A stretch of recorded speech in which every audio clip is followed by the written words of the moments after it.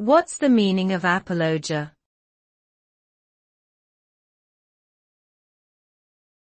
Apologia.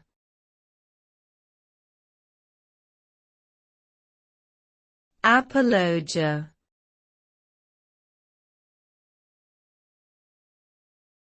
Apologia.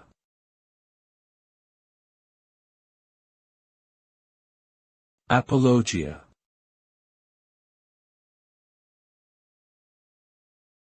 The word apologia refers to a written or spoken defense or justification of an idea, belief, action, or person.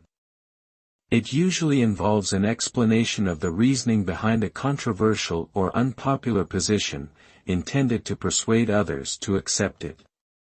An apologia can be used in various contexts, including religious, political, legal, or academic settings.